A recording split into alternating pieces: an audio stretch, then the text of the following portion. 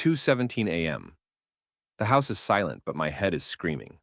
I'm staring at the ceiling, tracing the same shadow for the hundredth time.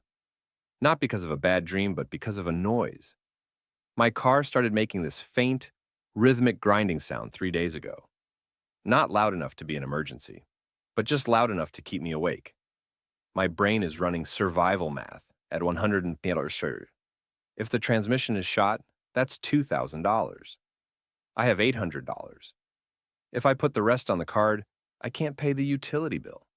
If the power goes out, in that moment, I wasn't thinking about money.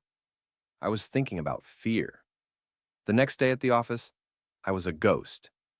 My boss was talking about growth targets, but I was at the grocery store, paralyzed in the pasta aisle.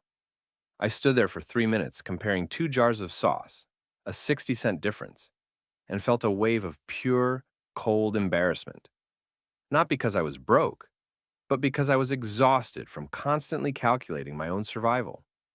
That's when the truth hit me, and it changed how I look at every dollar I earn. Money stress isn't actually about money. It's about the theft of peace. Most people think wealth is about what you can buy. But real wealth? It's the ability to breathe deeply. It's the silence that happens when your car makes a noise, and your first thought is, that's an inconvenience, rather than, that's a catastrophe. Financial experts call it an emergency fund, but I call it the sleep at night fund. You don't need a six-figure salary to stop the 2 a.m. ceiling staring sessions. You need a buffer, because the moment you have enough to know, if something goes wrong, I'll be okay, your entire life feels lighter. You stop living in defense mode. You stop saying yes to things out of desperation. Stop focusing on the number and start focusing on the safety.